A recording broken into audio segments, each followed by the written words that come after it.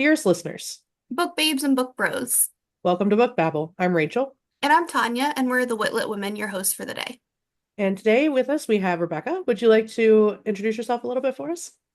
Hi, yeah, I'm Rebecca Parcha. I am a Romantasy indie author, and so I've written Fangs of Fate and Daughter of Destiny. Yes, and they're both fantastic, so if you all have not gotten your hands on them yet, get them. Daughter of Destiny just came out, It did. so it's perfect time to read the duology. Yes, yeah, it is. It literally like just released a week ago. So Yes. All right, well, Rebecca, we're so happy to have you on. Are you ready to babble? yes, I'm ready. All right, I'll put 5 minutes on the clock. Oh my gosh, I'm like so nervous. No, don't be. The first question I have is what inspired you to write your stories? What got you here? I've always just loved writing, and I there was like one day where I kind of just like created a pitch for a vampire book, and by the time it was like all complete and I had the outline and the whole thought, the submission had closed, but I had kind of this great idea, and what it was then and versus like what it turned into were completely different. But yeah, I think that's kind of like where the initial like inspiration for Wings of Fate came from. That's awesome. So, speaking of inspirational things, you have such a loyal fan base, and it Mhm. came about so quickly on the release, and I find that so inspiring. But how do you feel knowing you have so many loyal fans? I mean, yeah, it feels amazing. It's wonderful and surprising, and it's a great feeling. I'm really grateful for every single one of them, and a lot of them were on the ARC teams, and so I kind of got to know them a little bit. Not all, but some of them on the group chat and whatnot. And yeah, it feels wonderful, and I'm just incredibly thankful to have them all. Yeah. And so what's your process for writing? How do we get from, what's in your head to what's on the book? For me, it's like what I see in my head. I feel like I kind of am just almost a scribe. Like I'm just there trying to capture what I see happening inside my head for the story and like put it on the page. So I guess that's kind of like the overall process is I just really try to capture like the different sensory elements or descriptive things without it being just like an info dump and having it just kind of weave throughout the story a little bit more naturally. But yeah, I guess the best way I could put it is it's just like having a movie playing inside my head and then just kind of like documenting it. Yes, and you do it so beautifully because like it actually does make a movie play out inside of your readers' heads. So you've done a great job. Thank you. Thank you. I love it. Yeah, that's like one of my Yeah. favorite compliments. Of course. So, do you have any secrets or Easter eggs that you can tell us about from both books, Fangs of Fate or Daughter of Destiny? Yeah, I think there, without being too specific, because I don't want to spoil anything either, there definitely are like some intentional parts that are layered throughout the books because it is going to be a 4 book series and then also a prequel, so 5 total. And so, the ending of Daughter of Destiny, I'd say, isn't actually exactly what it seems, and that a lot of people who they suspect to be the primary villain actually is not going to be the primary one for the series. So, Plot yes. twist. Yes, some fun plot twists. We're gonna have some things from Things of Fate that will like come back later on that were kind of left a little bit unsettled. So those are going to come into play a little bit more in book 3 too. So yeah. Yes, I'm so excited. So cool. And your book's beautiful. Thank you. Thank you. You're welcome. Um, so when you're thinking about being an indie author versus a trad author, what had you go the indie direction? Honestly, it's really hard to get picked up by a traditional publishing house, and I'm kind of picky too. Like, I don't know. I am considering maybe opening up my options to doing a smaller publishing house, but I kind of really just wanted one of the big 5 as they're known. And it's just so hard to get in when you're a nobody with no following and no like experience or, books to speak like for you. So I kind of just decided to go into indie, like self-publish it myself because I'm not that patient of a person. So I just wanted to go for, and there's also an element where you have more creative control over the story, which is where I think a lot of people have mentioned they feel like indie books have, sometimes a little bit more of a unique plot system or magic system. And I think part of that is because we don't have to meet any criteria from a big publishing house or achieve specific things that they like put on you as requirements. I can just write the story that I want to write and tell the story that feels right to me. So I do love that about it. But yeah, obviously someday it'd be nice to be picked up with a publisher and not to have to do quite everything myself. I love that, actually, the creative aspect of it. That's so true. Okay, last question. What Yes. character out of both of your books so far do you connect or identify with the most? So it's so hard. I think like in a nutshell, I'd have to say Tate, just because like she is the primary character, but I connect with all of them. I put little bits of myself into each character. And so yeah, I connect with them all, but probably Tate mostly. That's amazing. Okay, well, we're out of time. That was awesome. You got right there at the buzzer. I know I saw the countdown. I was like, Well, you made it through, and we had such a good time asking Yeah. all the questions that were submitted. This will go on to the 5 minutes will go on to our social channels, and then the full breakdown of the episode will be on things like Spotify and YouTube. Very We're cool. gonna keep chatting.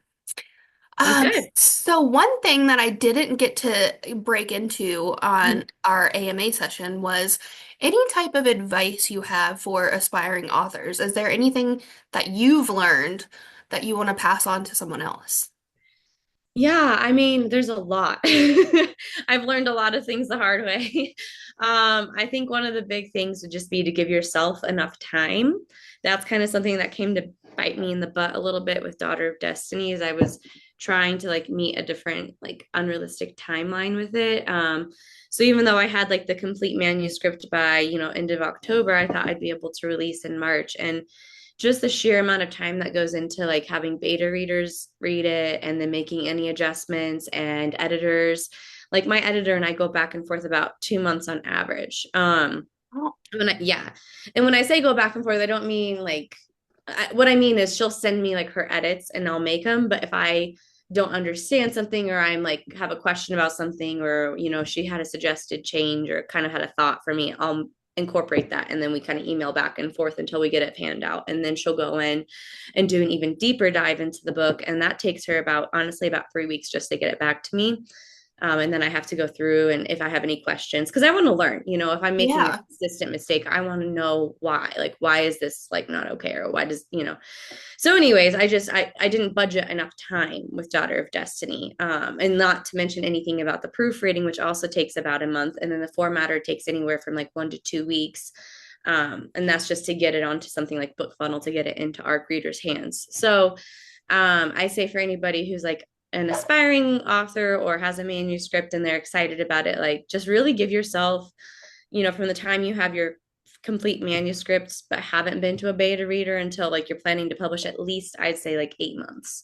That way you're not, yeah, that way you're not like super pressured or crunched for time and feeling that, because there's nothing worse than that, just like pressure of a timeline that you did to yourself. So I didn't realize how long it would take for the formatting. You said 1 to 2 weeks? yeah, I mean, I don't think it actually takes that long to have her do it, but I think it's just she gets backlogged, obviously, Well, because she has yeah. other projects she's working Mhm. on. So they just kind of say, like, a full 5 business days. But if you give it to her on like a Thursday, she probably doesn't start the clock until the following Monday. So you might not get it to like, 10 days from then, like on that next Monday. So it's just a whole thing. Some people do their own formatting. I've heard like you can do it. For me, just like there's so many things already that go into self-publishing, and for like, Mhm. it was included in my cover artist fee because she works with the formatter. So it just made more sense to do it that way than pay like $400 for the formatting software. Wow. Yeah. Yeah. That's a lot. So yeah, I mean, there might be cheaper ones out there, but from what I was seeing, I needed something like user friendly. And I was like, no, no, it's going to be a nightmare. So Wow. So yeah. do you have any resources that you would pass along to someone, like any companies specifically that you would suggest working with? Yeah, I mean, I think the biggest thing there is whatever genre you're in, I would find like your idols, the people you look up to, the books that you love reading, the ones you can't stop thinking about. And honestly, I would stalk their socials a little bit to see who they used for different. That's how I found. So I used Mayhem Cover Creations. And I got it because I love SJM, of course, but her cover Mhm. artist is like astronomically priced. I cannot afford to spend like $8,000 on a cover. Yeah. And then like Whoa, sticker shock. fourth, yeah, I couldn't like, yeah. So then Fourth Wing, I was looking at Yaros because I remember when Iron Flame came out, she had tagged an artist, and I was like, who did that? Because her covers are really pretty. And so I ended up finding the person she tagged. They, of course, work with Red Tower. They're full time with Red Tower, but Red Tower hires part time like people as well who do their own side stuff. And so that contact gave me two new contacts, and that's what led me to LJ. So yeah, I think you could kind of find your people in the genre you want. Like, I mean, I wouldn't I mean, I'm sure LJ does great work, but like outside, if you're looking for something like a thriller, or, you might want to look for someone whose specialty is in that genre a little bit more so. But if you're romantasy, Mayhem Cover Creations is great. LJ's fantastic to work with and incredibly talented. So, My gosh, this is such invaluable information. I'm glad that we can talk about it. yeah, I will stop taking absolutely. up all of the time. Rachel, if you would like to say something. You asked all the questions I was curious about. So I think my biggest question is like when when you're writing, do you ever what happens when you have a writer's block? Like what do you do to get through that? You just write through it. I mean, I think a lot of times I can't remember who said it, but essentially, writer's block doesn't mean you don't know what to write. It means you're afraid to write the wrong thing. And so Oh, I think that is 100% accurate. For me, when I sit down, there are times where I just feel a little stuck.